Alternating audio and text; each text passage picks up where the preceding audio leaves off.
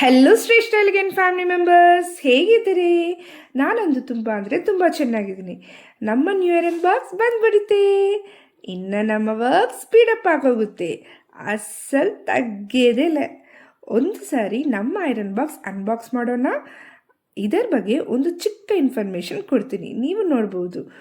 ಇದರ ಹೆಸರು Philips no temperature setting iron box. Amazon, ಫ್ಲಿಪ್ಕಾರ್ಟ್ನಲ್ಲಿ ಈಸಿಯಾಗಿ ಅವೈಲಬಲ್ ಇದೆ. ನನ್ನದುವೆ ಅಮೆಜಾನ್ನಲ್ಲಿ ತಗೊಂಡೆ. ಲಿಂಕ್ ಡಿಸ್ಕ್ರಿಪ್ಷನ್ನಲ್ಲಿ ಇದೆ, ನೀವು ನೋಡ್ಬೋದು. ಈ ಐರನ್ ಬಾಕ್ಸ್ ಸ್ಪೆಷಾಲಿಟಿ ಬಂದು ಒಳಗಡೆ ಸೆನ್ಸಾರ್ಸ್ ಇರುತ್ತೆ. ಆದರೆ ನಾವು ಸೆಟ್ ಮಾಡ್ಕೊಂಡಕ್ಕೆ ಇಲ್ಲಿ ರೌಂಡ್ ಆಗಿ ಮೋಡ್ಸ್ ಇರುತ್ತಾ ಅಲ್ವಾ, like cotton, rayon, nylon, silk.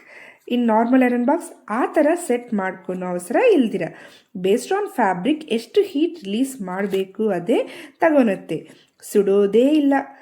ಇದರ ಕಾಸ್ಟ್ 7,000 ಇರುತ್ತೆ. ನಾನು ಆಫರ್ನಲ್ಲಿ 6,000ಗೆ ತಗೊಂಡೆ. ಈ ಐರನ್ ಬಾಕ್ಸ್ ವೈರ್ಲೆನ್ ಜಾಸ್ತಿನೇ ಇದೆ. ಸ್ಟೀಮ್ಗೋಸ್ಕರ ವಾಟರ್ ಹಾಕ್ತಿರನಲ್ವಾ, ಅದು ಫ್ರಂಟ್ನಲ್ಲಿ ಒಂದು ಕ್ಯಾಪ್ ಕೊಟ್ಟಿದ್ದಾರೆ. ಅದರಲ್ಲಿ ನಾನು ತೋರಿಸಿದ ರೀತಿಯಾಗಿ ವಾಟರ್ ಹಾಕಬೇಕು. ನಾವು ಯಾವ ಥರ ವಾಟರ್ನ ಯೂಸ್ ಮಾಡಬೇಕಂದ್ರೆ ಅದು ಕಂಪಲ್ಸರಿ ಮಿನರಲ್ ವಾಟರ್ನ ಬಳಸಬೇಕು. ನಾವು ವಾಟರ್ನ ಎಷ್ಟು ಆಗಬೇಕಂದ್ರೆ ಇಲ್ಲಿ ನಮಗೆ ಮ್ಯಾಕ್ಸಿಮಮ್ ಲೈನ್ ತನಕ ಆಗಬೇಕು. ಈ ಐರನ್ ಬಾಕ್ಸ್ನಲ್ಲಿ 2 ಬಟನ್ಸ್ ಇರ್ತವೆ. One is steam, second one is sprinkle water. Left side button press ಮಾಡಿದ್ರೆ ಫ್ರಂಟ್ ನಾಝಲ್ನಿಂದ ವಾಟರ್ ಸ್ಪ್ರಿಂಕಿಲ್ ಆಗುತ್ತೆ. ನೋಡಿ ವಾಟರ್ ಯಾವ ಥರ ಸ್ಪ್ರಿಂಕಿಲ್ ಆಗುತ್ತದೆ. ರೈಟ್ ಸೈಡ್ ಬಟನ್ ಪ್ರೆಸ್ ಮಾಡಿದ್ರೆ ಸ್ಟೀಮ್ ಅನ್ನೋದು ರಿಲೀಸ್ ಆಗುತ್ತೆ. 99% ನಾವು ಸ್ಟೀಮೇ ಯೂಸ್ ಮಾಡ್ತೀರಿ. ಸೊ 2 ಬಟನ್ಸ್ ಮೇಲೆ ಕ್ಲಾರಿಟಿ ಬಂದಿದಲ್ವಾ. Left sprinkle, right steam. ಫ್ರಂಟ್ನಲ್ಲಿ ನಮಗೆ ಇನ್ನೊಂದು ಮೋಡ್ ಸೆಟ್ ಮಾಡ್ಕೊಳೋದಕ್ಕೆ ಆಪ್ಷನ್ಸ್ ಇದುವೇ ಅಲ್ವಾ, ಲೈಕ್ ಎಕೋ, ಸ್ಪ್ರಿಂಕಿಲ್, ಕ್ಯಾಲ್ಕ್ಲೀನ್. ಇದರಲ್ಲಿ ಎಕೋ ಆಪ್ಷನ್ ಇಟ್ಕೊಂಡ್ರೆ ನಾವು ಮ್ಯಾನ್ಯುವಲ್ ಆಗಿ ಸ್ಟೀಮ್ ಬಟನ್ ಪ್ರೆಸ್ ಮಾಡ್ಕೋಬೇಕು.